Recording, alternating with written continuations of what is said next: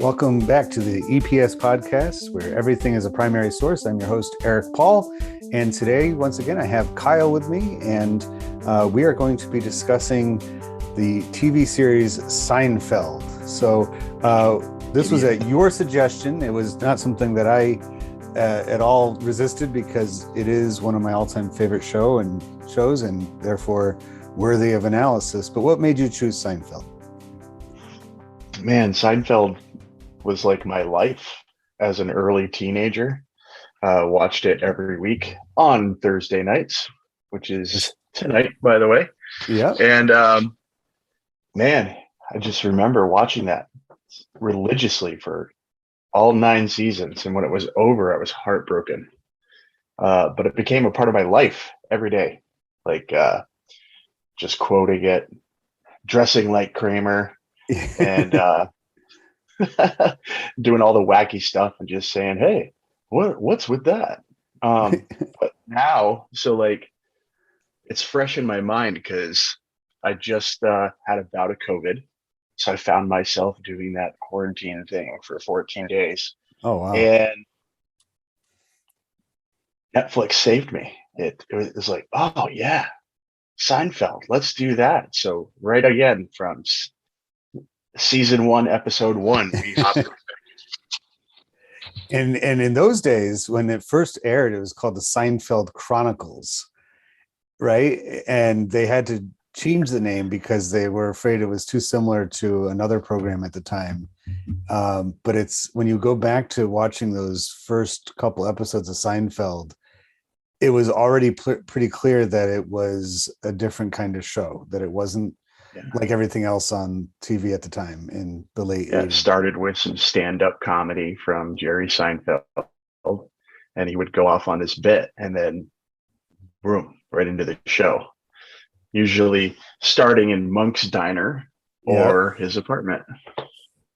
And it's the simplicity of the show that it held on for a while. It wasn't really until the later seasons that they started to do more of their program in, different, not exotic locations, but, all day at a car dealership or, the parking garage. Yeah, that one's a great one, because, and I think this feeds directly into the very first question when analyzing anything as a primary source. And if we take the entire series of Seinfeld, the first question is, what material is this made from?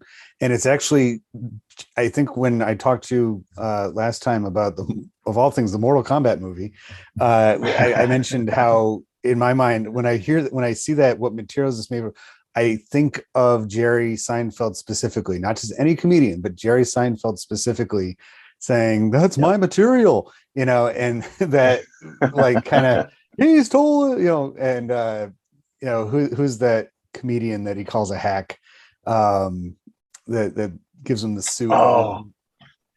Yes. Kenny Bania. And he's like, it's gold, Jerry, it's gold.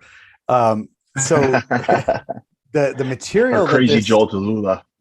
Yeah. And Joey, and so when I think about this, the material of this program was based on the comedy stylings of one Mr. Jerry Seinfeld and another being Larry David. And both of them had a career, kind of by the late 80s, they had both been, fairly well known in the stand-up comedy routine, the, what do you call it? The circuit, especially in New York. And Jerry had been on the Tonight Show the year before, and had become, or a couple of years before, they'd made themselves known. And what do you make of both he and Larry David's style of humor? How do you think that is, how could you use their style of humor that carries over into the TV show to tell us something about 1980s America and our society and our culture? It's situational comedy, right? Like, everything's about trying to understand why people do the things that they do. And I think that's very reminiscent of the decade of the 90s, like we discussed previously. in the Mortal Kombat podcast is that everything in the 90s was everybody was trying to figure out what the hell was going on, because and we what had was going to happen in the future. and I feel like it's reflective of a increasing amount of leisure time that we had. Thanks in Yeah. large part to technology in the workplace, technology in schools and at home, just making life easier for us so that we could, kick back and relax. That, a Thursday night And it was sort of like the beginning of the weekend. Even though you had a full day of school or work the next day on Friday, Thursday night was a yeah, great but it time. was Friday, right? Like nothing Yeah, happens who on yeah, who Friday. cares on Friday? You can kind of kick back a little bit on Friday. You're not, too worried about that. And I think that attitude, definitely takes hold in that era. And throughout the 90s, Seinfeld played a huge role in making people feel that way about Thursdays. Yeah, Because it became, before that, Cheers was on Thursdays. I don't know. I think Cosby might have been on Thursday. It was the most prime time of prime time. Nobody watches prime time absolutely. on Saturday. Everybody's out and No, about on Saturdays. yeah, doing Um, things. Friday was, that had long been taken over by ABC with their lineup of, Oh, TGIF all in the fail. Fridays. What is it? Yeah, I'm They trying to had remember all Family those names Matters, there now. was Full House, there was Urkel and all Perfect that stuff. Yeah. Strangers, and that demographic, the family, and my family, we watched those pretty religiously every Friday. It was pizza and Urkel, was the on the menu, but Thursday was must see TV, and I don't think they really started calling that until Seinfeld really caught on. Right. But so if there was ever a time that people outside of comedy nightclubs were ready for that kind of dry sense of humor of just like figuring out all those little idiosyncrasies of people, and it was Well, that like you era. said, everybody had more time on their hands, right? And when you have more time on your hands, you try to figure out more things that kind of irritate you, right? Like, so those day to day things like, why does the twisty tie on the bread, like, why is it so hard to untwist? Yeah. Like, you try to untwist it and you've twisted it tighter. You've gone the wrong way. So you got to go back.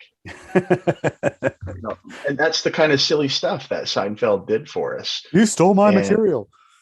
yeah, um, but it was fun. It wasn't. You didn't have to think about it, right? It was just there and made you go, Yeah. yeah. What is with that? you know, the joke about it being about nothing is just that, but it works because And it's about nothing. I think it really only could work in that era that Americans by and large had, and Western civilization in general had developed to a point where, all right, the pattern of our week has been laid out for us. We have a weekend, we have, the pattern of the day has been laid out for us. We have 9 to 5 for most people.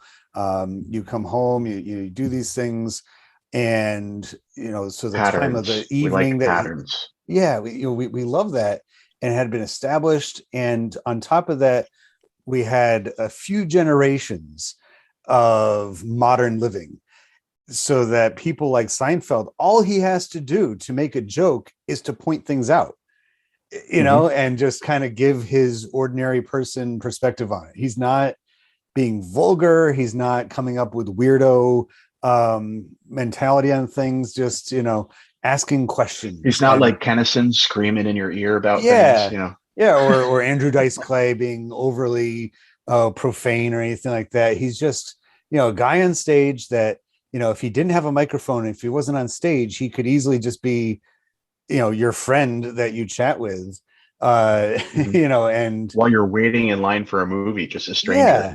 Or And yeah, so much of the program itself, it was really nice that, I mean, they probably could have done it without him being on stage at the beginning and end of every episode. He could have been Jerry Seinfeld, clerk at the grocery store who just happens, and spends time with his friends talking about this stuff. But they decided to make it a quasi, because it kicked off a whole era of comedians getting their own shows, but I can't think of any other one that made them also a comedian on the show. You know, you think about like Roseanne, and you know, her stand-up comedy, you can see it and hear it inside Roseanne, but yeah, she's just Roseanne but she Connor. wasn't a comedian in the show. Yeah.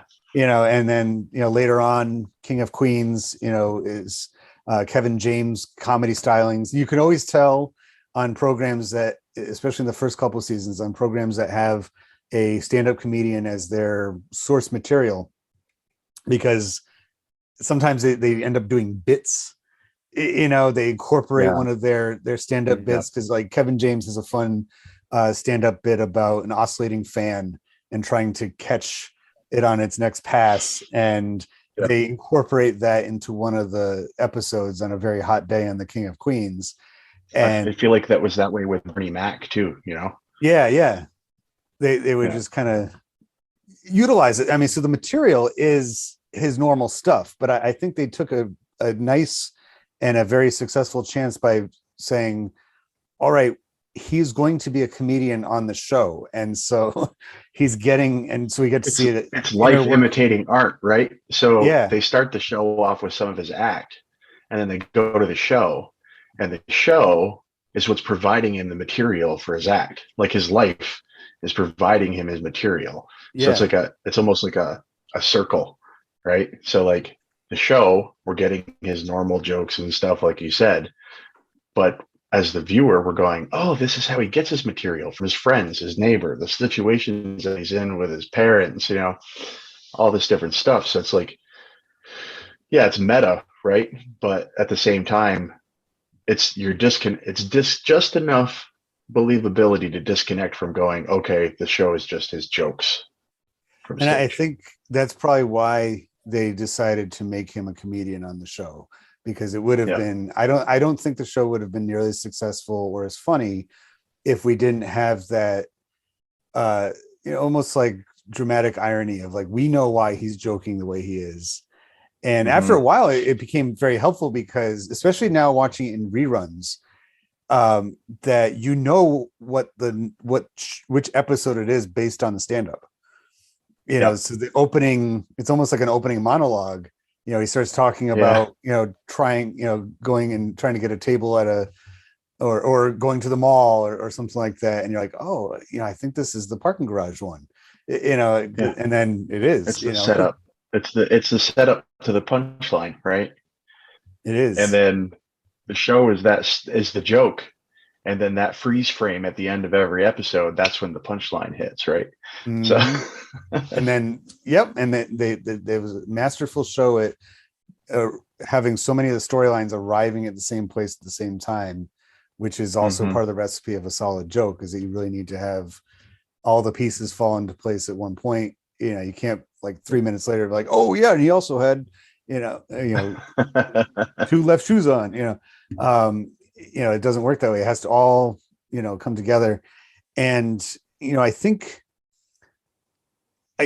season 4 is probably my favorite season, not just on Seinfeld, but on most programs, because I think by season 3 or 4, they have all of the characters have been fully developed. They've gotten all those, you know, stories that you need to do on every show. You know, the stock market episode, and the, you know, getting a new job episode, and, you know, all those storylines are all done, and they can branch off into doing new things. And one of the reasons I like the entirety of season 4 answers this question that comes up next, is how was this made?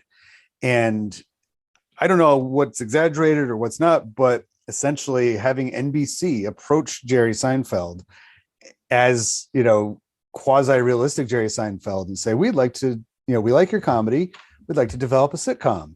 And then having George Costanza, who is the more or less the Larry David character, you know, showing up and, you know, tagging along with Jerry, and then watching them develop the entire series. You know, there's more than a few episodes in season 4 that don't deal with them writing the series or talking to any of the NBC suits or anything like that. But there's, throughout it does give you a little bit of an idea of how Seinfeld came to be.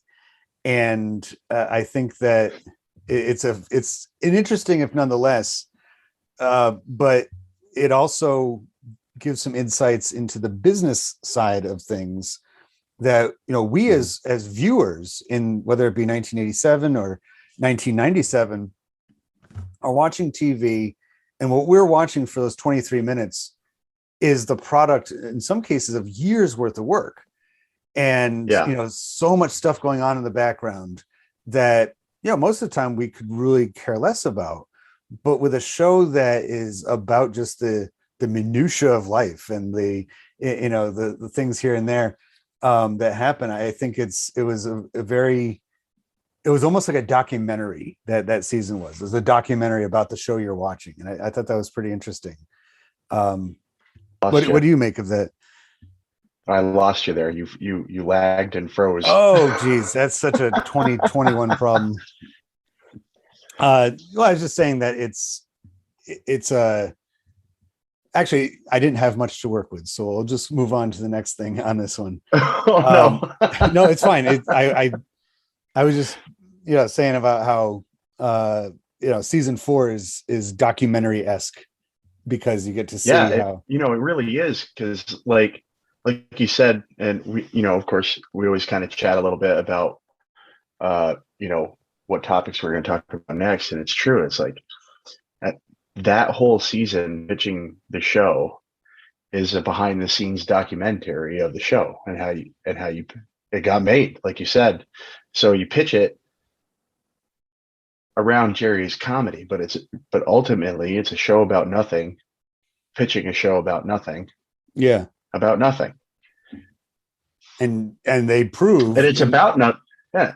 This is a show. The lag, dropped phone calls. Yeah. That's a show. But it's like, but that's real, and that's what connects with people, right?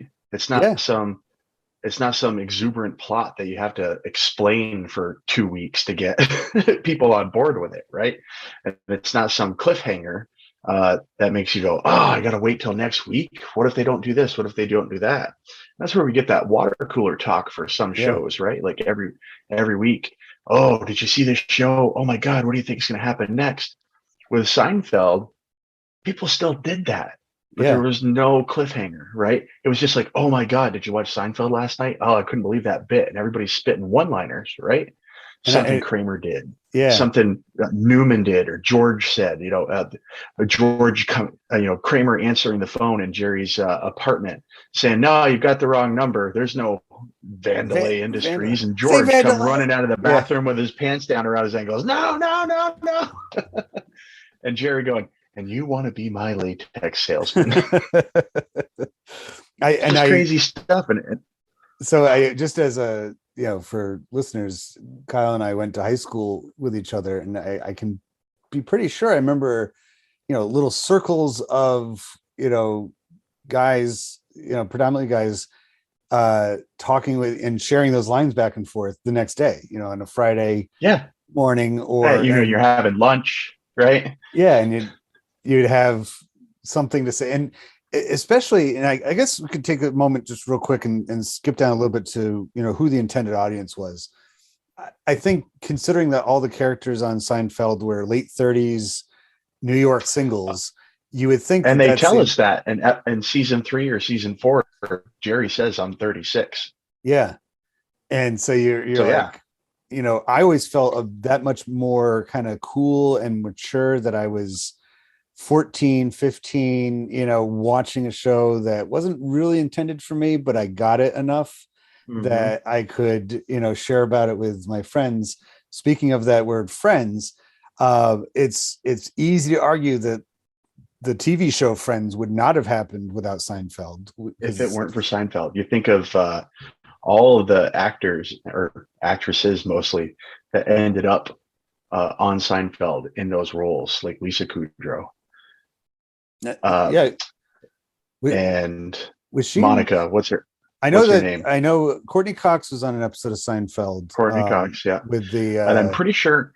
I mean, I'd have to look into it, and me, I'll fact check myself after I say things. But there was an episode where Kramer convinces George to park in a handicap space, and people are waiting. That the woman ends up getting hurt. She's in the hospital or whatever.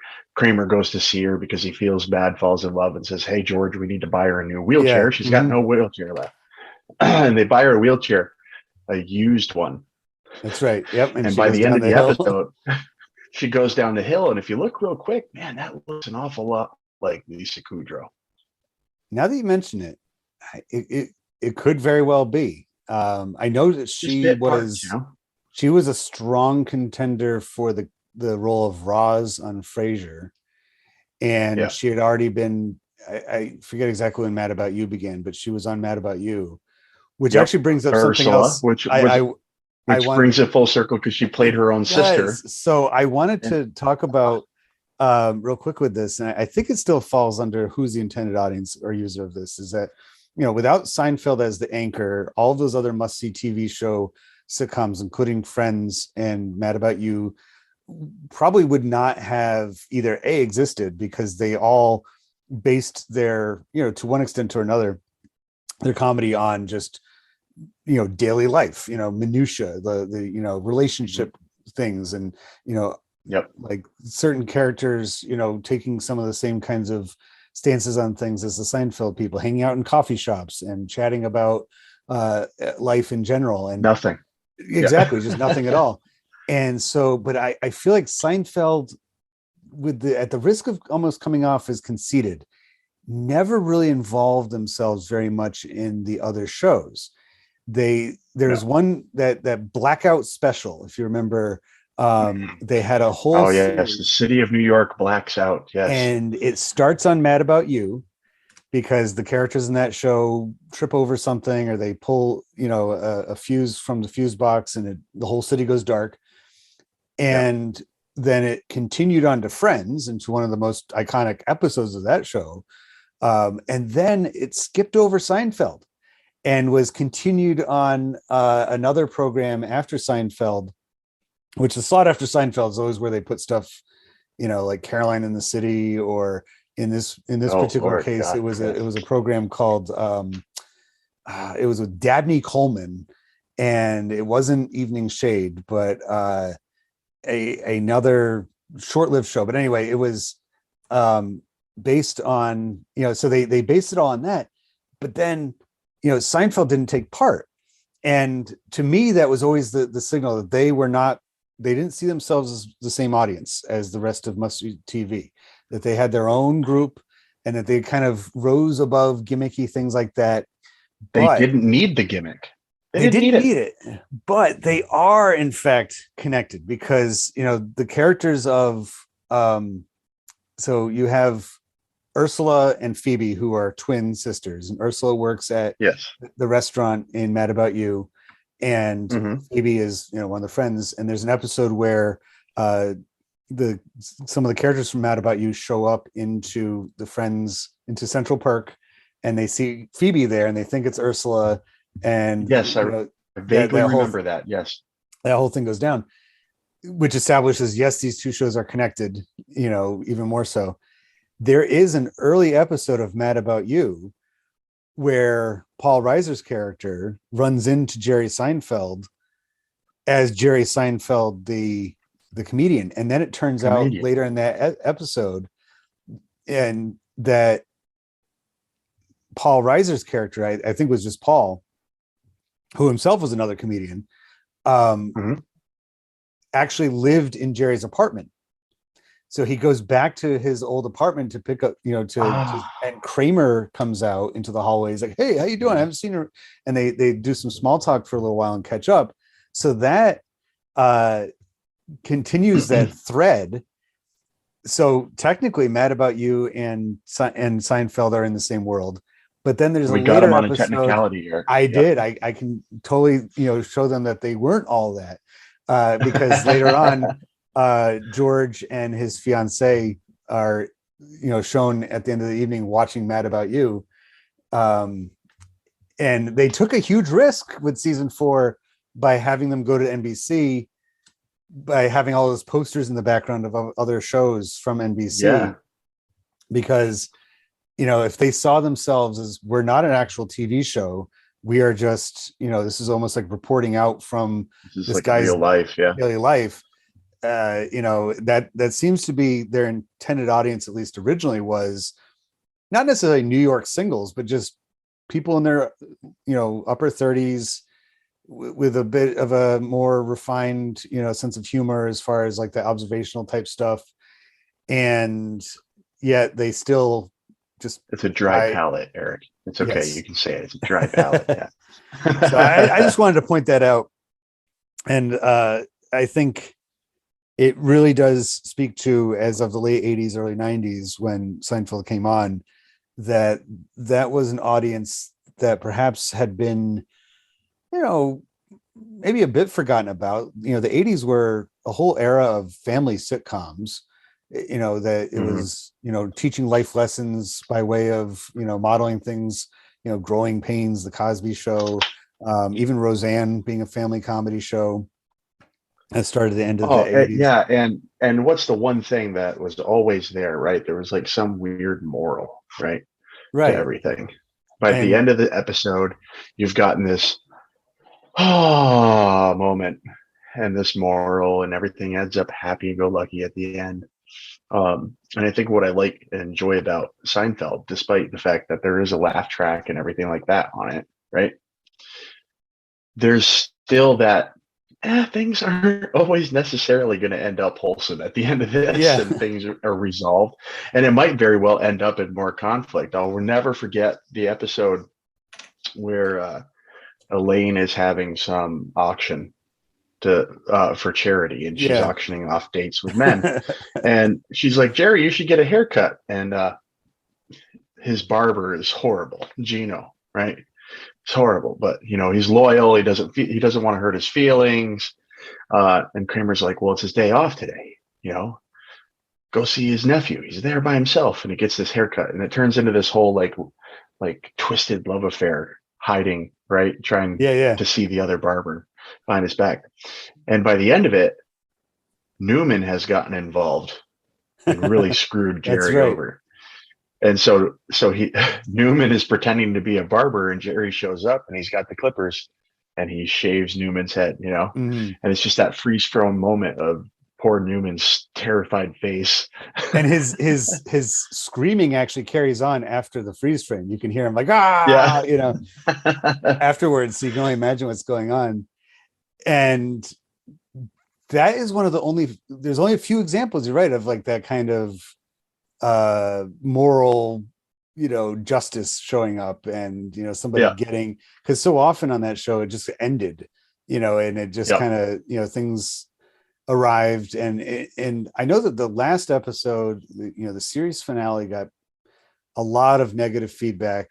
And I guess this could be a good segue to go back up to the question of who made it and what their role and status in society was.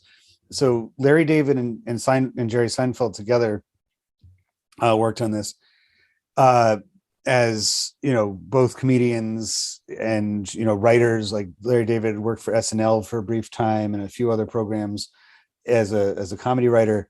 He was on Seinfeld, and he wrote some of the most, well-regarded episodes of that show for about 6 seasons, and then left. Larry David did, but only he came back to help write the last episode. And a lot of people were upset about that last episode. They're like, what the heck? It was so weird. It wasn't Seinfeld-esque. It was so ridiculous, with them going into, international flight and then getting arrested for some, Good Samaritan law that they didn't do. And I was like, but isn't this exactly bringing it back home to, in so many ways? Because not only is the last line from that episode the first line from the first episode about the placement of George's buttons on his shirt, but it's like these people didn't learn anything, because it's not that kind of show. They're just right. So in some ways it brought the whole show back around to its original, because by that point some of the episodes got pretty silly.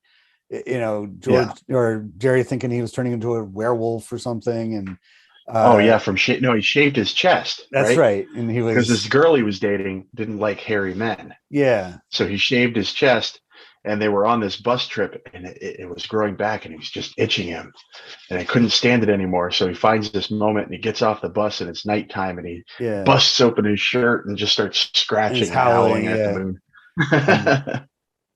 Yeah. And they're funny in their own part, but then based on when you think about some of those earlier episodes, like, yeah, I don't know if they ever jumped the shark, but they, weren't quite what they once were. And I think the Larry David Kramer leaving the writing and producing side really showed itself in those later Kramer seasons. cooking himself on the roof in butter. Yeah, I mean, So he funny smells stuff. like You know, it's, turkey.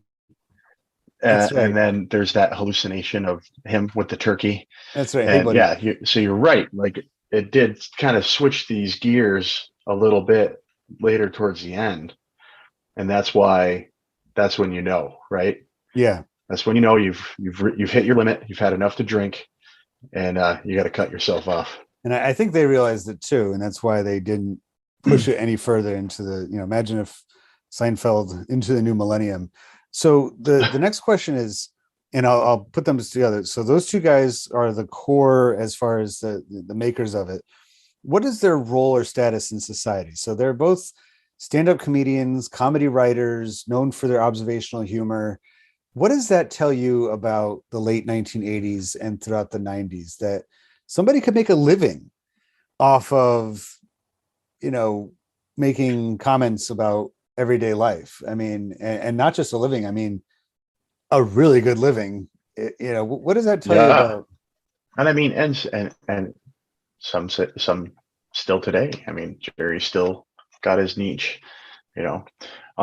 But as far as the time frame, like, so you look at your George Carlins and your Andrew Dice Clays and your Kennisons and all those things that we talked about before, like shock comments, right? Yeah. They had their place. That there was a societal change, there was uproar and unrest and protesting and all this different stuff. So it was like, yeah, we're gonna do that in our own way, right? We're gonna do it in a very shocking way that makes people go, oh, kind of like burning bras, right? Mm. But when you get to the late 80s and the 90s, it's different, right? A lot of that's kind of mellowed out and fizzled. Yeah. Like, it's that civil unrest is still there, but it's not as rampant and as wild a fire as it had been during other generations. So what do comedians talk about, right? There's nothing really you can shock people with anymore. We've lived through wars and decades of oppression and this, now, whatever. Now we're in this boom of society and technology and everything else. What do we talk about? It's true. What, like they do. They talk about everyday stuff. Like I said at the beginning of with the twisty ties with the bread. Yeah. Or like for us right now, like you see things like a USB cord only goes in one way. Yeah. You got a 50% chance of getting it right. You get it wrong 100% of the time. What's with that, right? Yeah. Like, that's what people connected with during that time. And I mean, people still connect with that kind of material today. It's just different, coming from different people. But that was the norm then. Like, everybody was calm and just worried about everyday things. Nobody was worried about having to hide under your desk because of a nuclear bomb going off. Yeah. The Cold War was over, Yeah. No, I think it's very it's definitely telling of the time period that, like we were saying before about Jerry himself, his style of comedy, it does go, even though the things he talks about are modern and things relevant mainly to 80s and 90s audiences, his style of comedy, just his overall appearance, is very classic looking and sounding. He doesn't, like you said, he's not a shock comedy guy. He rarely gets any language in his routines. He's almost like a grown-up boy in some ways, always eating his cereal and talking about Superman, and just kind of has, exactly. I don't want to be a pirate, and some of the, all these things like that is little kid-esque, and kind of like that's part of his charm. And I've always seen him and people like him as like ordinary guy just kind of reporting out, debriefing the day, and because, and think about the way he throughout the series, Jerry's wardrobe is the most plain, intentionally Oh plain, yeah, like just jeans, polo a button-up shirts. shirt, Yeah, sometimes a sports coat, turtleneck, maybe solid sneakers. color. And And he always wore sneakers, even though he refused to race. that's right. That's right. And kind of like just holding on to the, just, one sign to show, that no pun intended being Seinfeld, but showing that, yeah, I'm a comedy guy. I have sneakers on, Yeah. Kramer was, they call him hipster doofus, throughout the series. And I think he's sort of meant to be the holdover of that era that you were referring to. He's the 80s, the 70s kind of guy of self-employed, high yeah, school equivalency. and so I think this as well as who it's being made for does say also about the demographics shifting throughout the 80s and 90s of the reason why so much of their life was relatable, even if you didn't live in New York City, was that people were waiting much longer to have families, to because like throughout, and he doesn't ever get, the closest he ever gets to getting married, there's a couple times like I think it's the one, to his parents, but He was he waiting never, for himself to come along. Yeah. right, yeah, and he's still just, I like dating, it's and that was becoming more and more relatable to people. A show about a bachelor would not have done very well in the 1950s when marriage happened sometimes right after high school. Well, and even not just Jerry in the show. Look at Elaine, career woman. Yeah. Wasn't worried about getting married or even really commitment. Sometimes she'd fall in love and have repeating relationships. We all remember Putty. Yeah. Right. But that was different too, right? Than those previous generations. Now we've got a single woman living on her own in New York City. All of her friends are male. She works at a publishing firm. Yeah. Yeah. It's very, and again, it wasn't shoved in the viewer's face, looking for that to be a discussion topic. It was because they knew there were other Elaines out there who could relate. And that, because she wasn't even an original cast member. It was, when you watch this first couple episodes, you get the feeling that the waitress at the coffee shop is being, they're trying to warm her into the viewers, to being like, yeah, she's going to be, because she adds a few quips here and there as she comes back and forth to the table. And, you get the sense that she's meant to be one of the, the female part of the show. Which would you say that the show was more, would the audience be more male or female centric because of that, because of the 3-to-1 ratio of men versus women? Yeah, see, that's a tough one. I mean, you would think, right, that the heads of NBC and stuff would be like, hey, we got a lot of demographics watching shows that are female on Thursday nights. Let's get some men watching too and increase that viewership.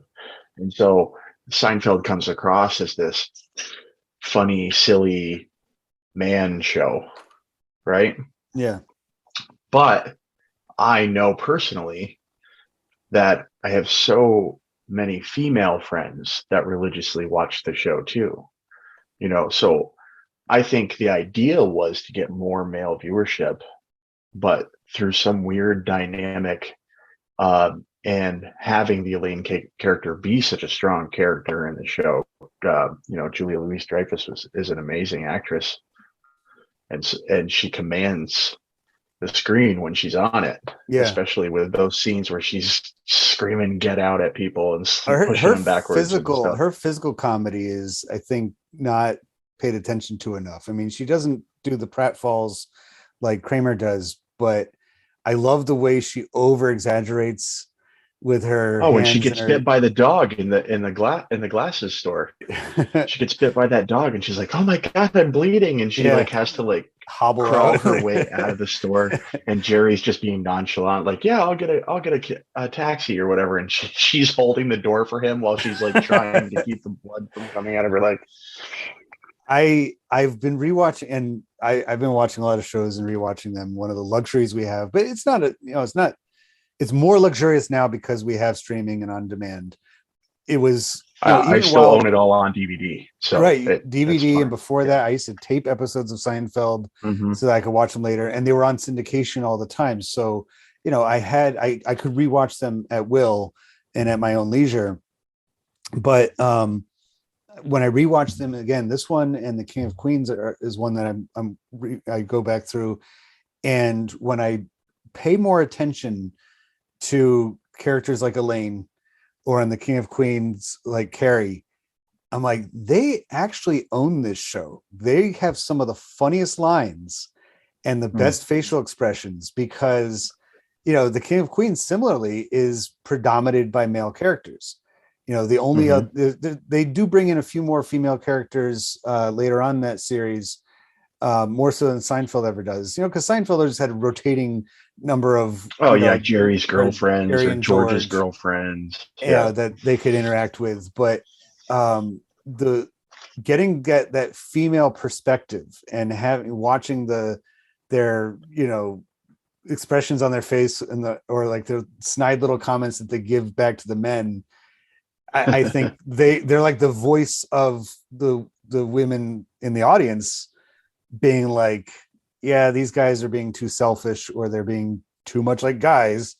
We got to keep them in check a little bit. So thank you, Elaine, for pointing that out. And continue on. yeah. But she But has then, some of the well, best she lines. also gets these ridiculous moments and I go back to that episode I just referenced with the dog bite, where she starts to think that she has rabies, and then Kramer's like, yeah, you've got rabies. My friend had that before, and she like Joe can't Sacramento. swallow. So she goes over and she takes a drink of water, and she just starts foaming at the Yeah. mouth.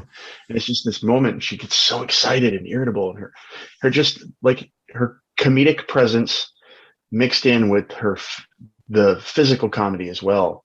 It takes her out of that role of just being that female balance and makes her a main character. Like you Yeah. said, she owns it.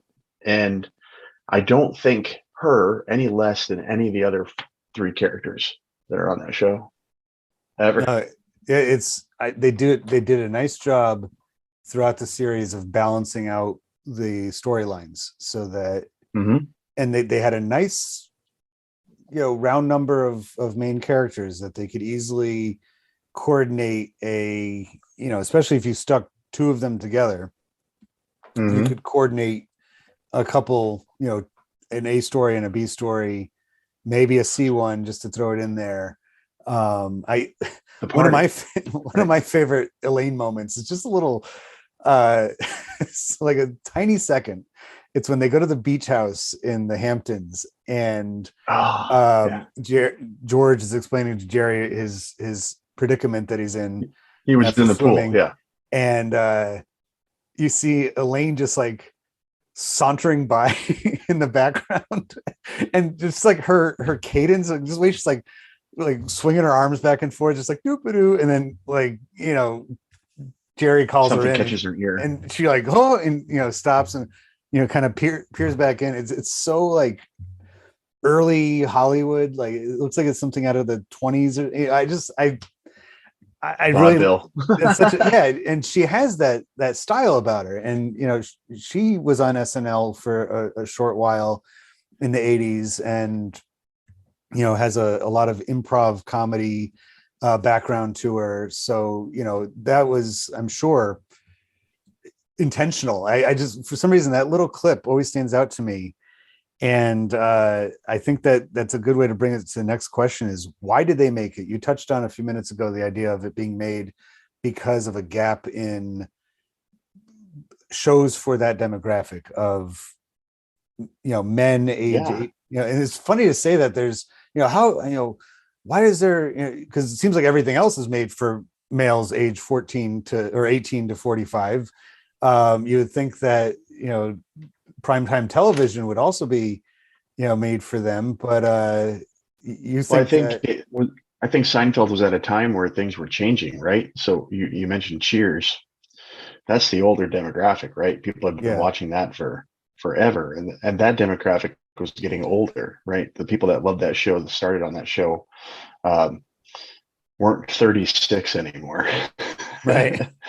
uh, and you know, you talk about Friends and Mad About You and some of these Caroline in the City, all these different shows. I really don't think that the goal is to have you know, a spread demographic, but I think a majority, again, fact check me, listeners, please. But I think the viewers are predominantly female at that time, you know, because you had your dramas on after that too. You had your ERs, your Law and Orders, all those different things. And what better way to get that 30 something male crowd in there than with a 30 something comic, right? Right. Men love stand up comedy. It's hilarious. We love going to comedy shows. And then you have a hit on your hands that makes it big, you know? So it's hard to say who Jerry made that show for. Outside of himself, maybe. I think whether it was for the men or for the women, or whether it was for everybody. But well, I think when the NBC a, execs come in, you know, what are they saying? They're going, "Hey, this is an opportunity for us to increase our male viewership." And I think that's where the character of George, you know, the you know, Larry David inspired character of George comes in, because, you know, not that any of the guys on Seinfeld are studs necessarily, but between, you know, Jerry is better looking, he's, you know, cleaner, he's you know, successful, he has money, he's confident, always dating someone new. You know, Kramer is fun and, you know, quirky and charming. You know, Kavorka. George, yeah, he is the Kavorka. The Wild, right? Yeah, that's right. Yeah. George is a lovable loser. He's neurotic. He gets, you know, out of his. He's a 40 short. He's bald. Yeah, he's not, no job. Lives with his parents.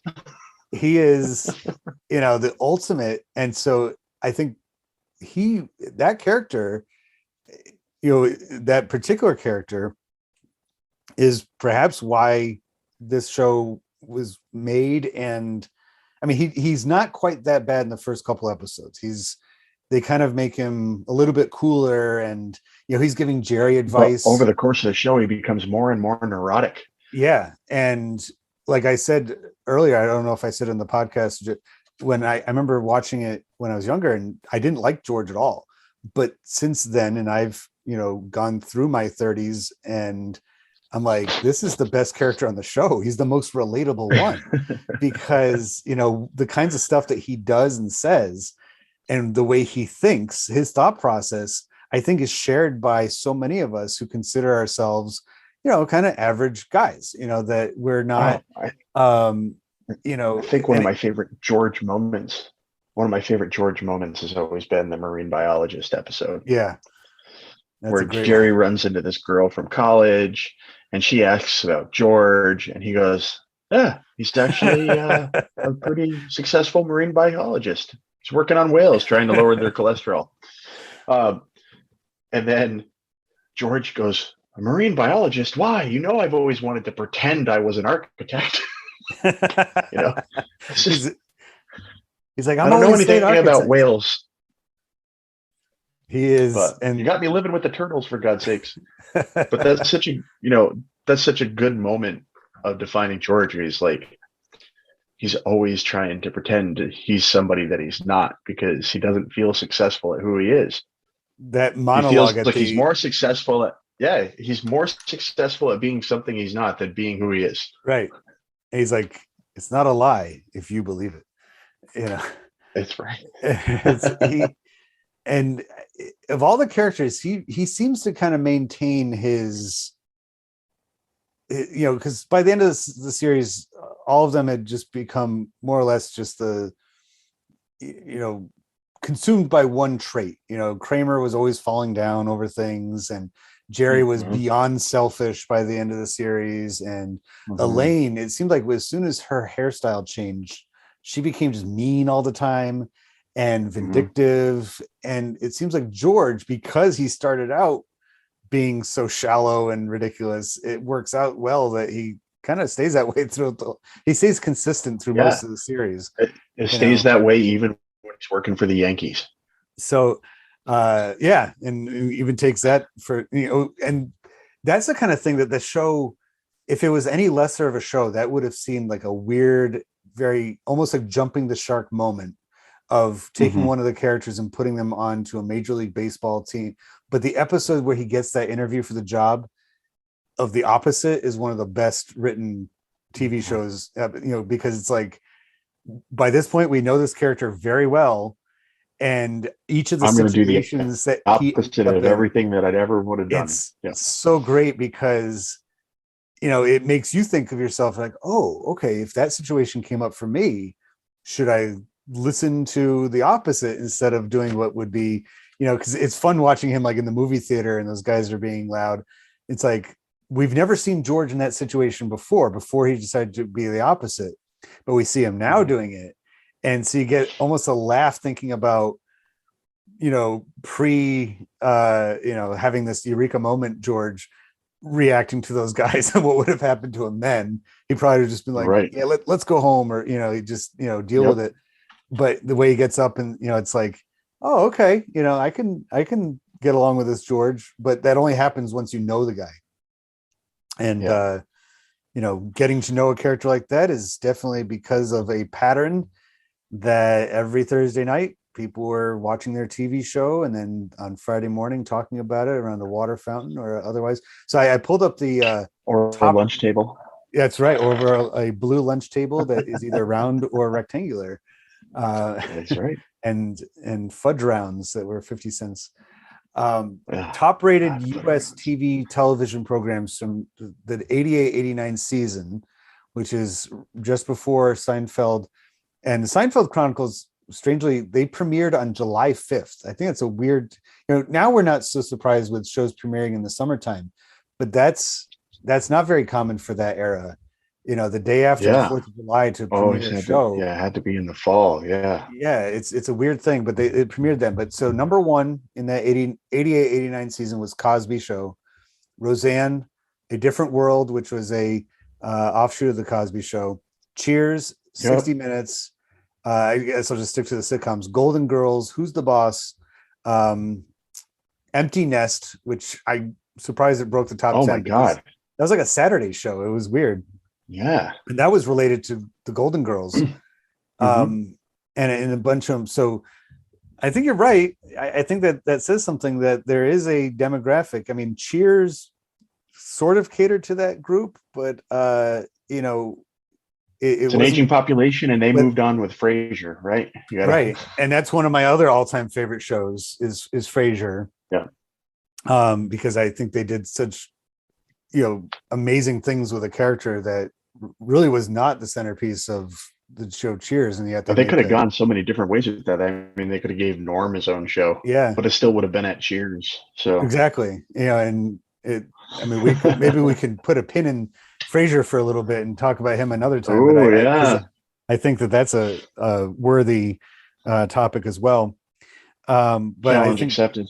yes, and I'll bring some tossed salad and scrambled eggs for that one. Uh, so I think we talked pretty much about the intended audience. I do have a question here of where was it made. I always found it funny that so many shows are set in New York, but they're filmed in LA. And Yeah, it's an Monksteiner, interesting that thing. outside shot, that's an Yeah. LA thing.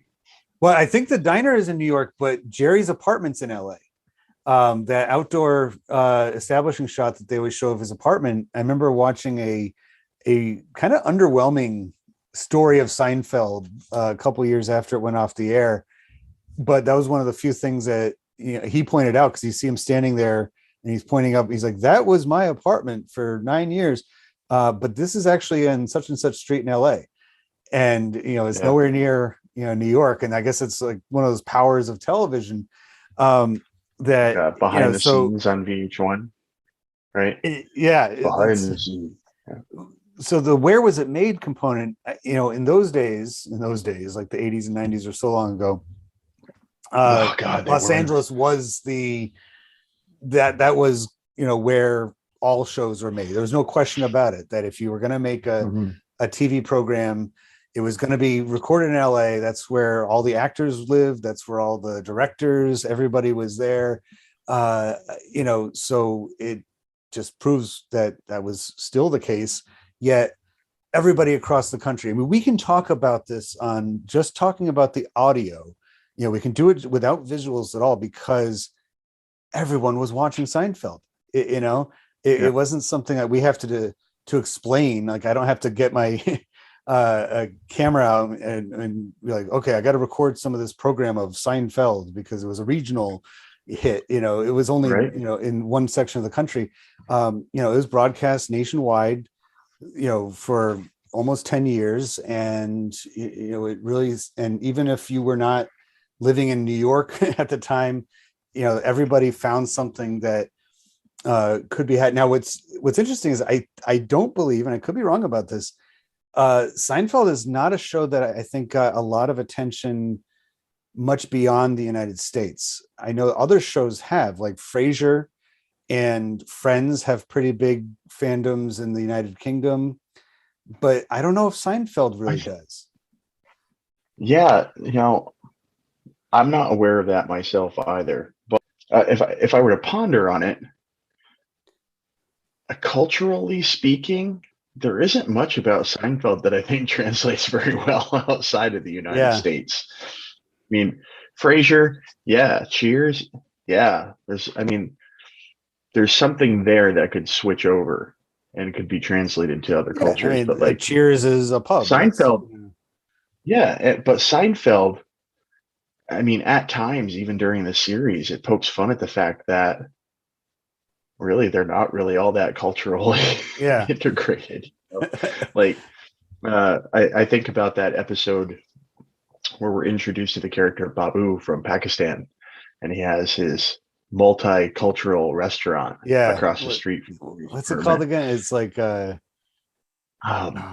I forget what the name of it is, but like he serves Italian, Mexican, is it the Rainbow Cafe or something like that? Or yeah. And Jerry's like, hey, you should just do your own native food. Like, there's no Pakistani restaurants around here. You should do that. And he's like, okay. And then it goes on Fail. Yeah. Right. And Jerry just thinks so highly of himself because he's helping someone out. Right. And there's a lot of moments like that. I was talking to you about the episode where he gets really super excited that Elaine's having a poker game, and this woman Winona is going to be there. And Winona is a Native American, and he buys a cigar Indian for Elaine and brings it over, and he's just like, hi, and Elaine's like, are you crazy? So there's all these different things of like, those are really kind of jokes based on American people living in American culture. And do other people find it funny? Can they relate to it? I don't know. So that's my I guess understanding of that. Yeah, and I think that's a good point, and one that reveals that because this show did come out pre-internet, and it went off the air in the early days of commercial internet, and so therefore regular global, the idea of the globe shrinking and us being able to get to know each other. I mean, the transatlantic flights and phone calls were not out of the question, definitely by the 1980s. But no, we all saw Home Alone, right? Yeah, but having a shared plug another episode, listeners, to plug another episode, a shared a shared culture and pop culture between the different. It's almost like that was Seinfeld came out right at the edge of that it was this is how the United States is developing our society as of the late 1980s, and now throughout the 90s is when the world really starts to shrink, and so therefore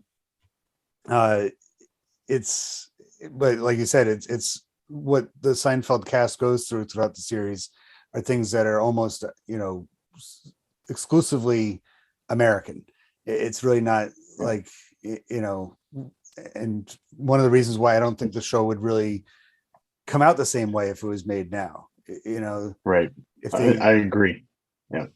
it's a, not that there's anything wrong with that. no, not that there's anything wrong with that. I think we covered the next question already in a lot of different ways. The second to last question is, what ideas or behavior does this convey of making a series like this and having it last for as long as it lasted? I think we did a pretty decent job, pretty thorough of touching on. Yeah, just insert everything. Go back and listen to this again, right, to answer that question. Right. It's it has so much of an impact, and I don't think that they realized what kind of hit they had on their hands when the show came together originally. I don't think that and I think some of the choices that they made throughout the series reflected that a little bit, because in the first couple seasons, first season in particular, there's a lot of long, drawn out dialogues between characters. There's that one with Jerry and Elaine talking about in there and out here, and it just goes on and on and on. You got to have, yeah. And by the best of both worlds. By the end of the series, they were doing smash cuts and 10-second long scenes, and just really moving the show along very quickly. It became a lot more colorful. It was, they integrated more, for better or for worse, they integrated more of like Kramer's zany antics, driving the back of a fire truck and, rush hour traffic. Or him and Newman trying to make more money returning the bottles to Maine using the mail truck. Yeah.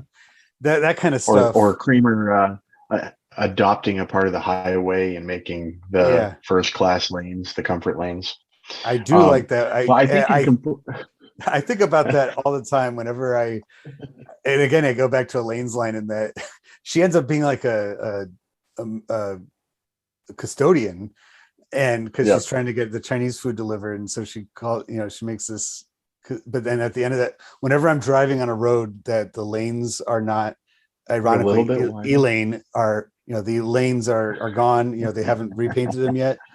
I'm like, oh, how luxurious, because she starts to weave around the road, because they have erased the lines. Because you have room. I think just to quickly add something in contrast to your point about the times where they had like these long drawn out conversations and how they moved into quicker, snappier bits.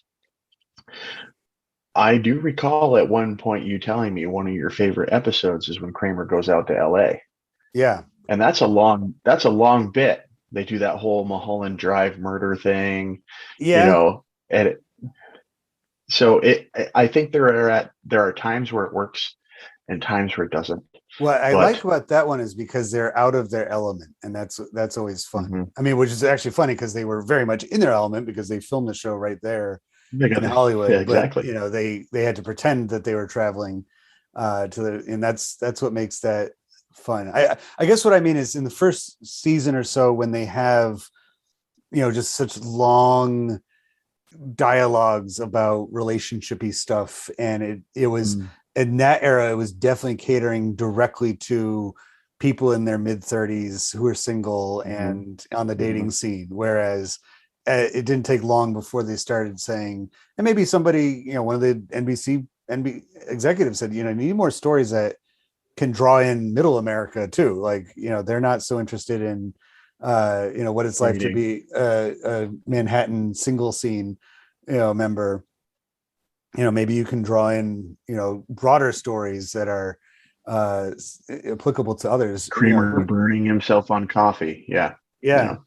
So that kind of instant feedback is also something very of the time period of Nielsen ratings and TV Guide, reporting back out, to speaking of TV Guide, that's another great episode. So The last question is this prescriptive or descriptive? And I think that, most of the time art in all its forms, whether it's a sitcom or a song or whatever, is usually prescriptive. It wants you to think a certain way about a subject. But that is the beauty of Seinfeld, is that it's actually pretty descriptive. It just kind of describes life back to us.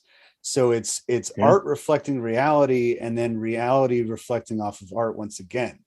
And so in so many circumstances, the reason why we laugh so hard is because they're giving us a relatable situation right back to us. And like, that's comedy. That's what comedy does. The best kind too. You don't need wacky stories. You can, and so I think that is the answer. And it goes back to what we were saying before about people in the 80s. There was enough modern life had happened by the late 80s, early 90s, that there was always somebody out there. It was time to complain about right, exactly. Finally we have enough that we can, we talk about first world problems, right? Like first world problems. That's right, what they are now. She had man hands. We're like, I've never broken up with somebody for not eating apple pie before. Exactly. I've broken up with someone for not offering me pie before. the problems of the leisure class, when you have a growing, just most of the country falling into the category of a leisure class, people that have so much time on their hands that they can watch a show which is like a reflection of their everyday life in some way or another, is very telling of the time period. And by Thursday you needed it. Definitely, because that time of the week, I still hold Thursdays, during the work week, as right now it's vacation time, so it's not the same, but I still hold Thursdays as like my favorite day of the week, because it's, even though I have total choice as to what I watch now, I don't have to watch. That being said, I still put on America's Funniest Home Videos on Sundays. I don't really watch that show on any other night. Thursdays for me is always karaoke night, you see. Yeah. so it's it is a great night for whether it's singing off of a computer screen or watching reruns of Seinfeld. It brings you back. It's almost like we were programmed to think of the week that way. It's like I can see the week as every time a new one starts, it's like, all right, if I can just get to Thursday, the rest of it just rolls off so well that if Thursday night, if I can get to that point and laugh and unwind a little bit, Friday's a cinch. It's halfway down the hump. Then you're in the weekend. And this reminds me, this shows us how much Seinfeld's impacted our lives, of the episode where he and Elaine go down to visit his parents in Florida, and he breaks down. He's like, oh, it's most of the day is going to be travel, and then you sleep. It's really only half a day, the way Jerry, my back, I can't sleep on that couch anymore. It's so hot in here. Another great Elaine story. I think she maybe they should have called the show Benez, instead of Seinfeld. Well, I do recall she did have her own show after. That's true. She had a couple of them, didn't she? The New Adventures of Old Christine. Successful, I don't believe. And I think that's one of the things that. Let's see. George, some bit parts and movies and stuff after that. Yeah, but even before that, there's a great episode of Seinfeld where he watches Pretty Woman that I got to kick out because the actor was in that, and so it's kind of a meta. Thing. And hey, listen, I implore the listeners, if they haven't, they've been living under a rock since the 90s and haven't seen an episode of Seinfeld, please let me go ahead and take some free promotion to Netflix to go ahead and try and watch some of that. I was gonna say, I think that they made a good choice by putting that onto their, and Netflix, if you're listening. Oh, they are. Yeah. we got some more to talk about if you want to reach out and if they can just put the Mortal Kombat movie on there, then they're all set with us. Yeah.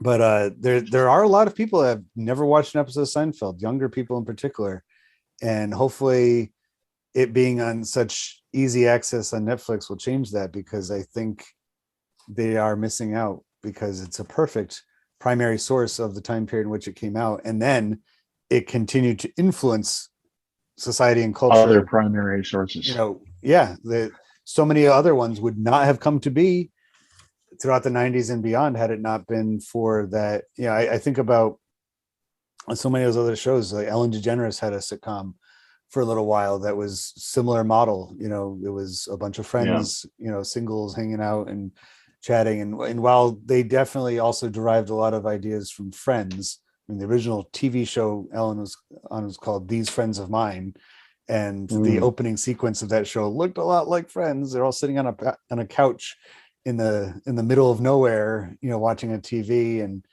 how generous. Right. Ha ha ha ha. That's awesome. Well, I think that's a sign that we should probably wrap things up. Yeah. And I really appreciate you once again coming on board and talking about this. And hopefully we can get some more Seinfeldians out there if there aren't already existing. But thanks again, and I hope that you. Hey, I always have a blast chatting with you, Eric. I really appreciate it, and I appreciate all of you for listening to the EPS podcast, where everything, including the TV series Seinfeld, is a primary source. We'll see you next time.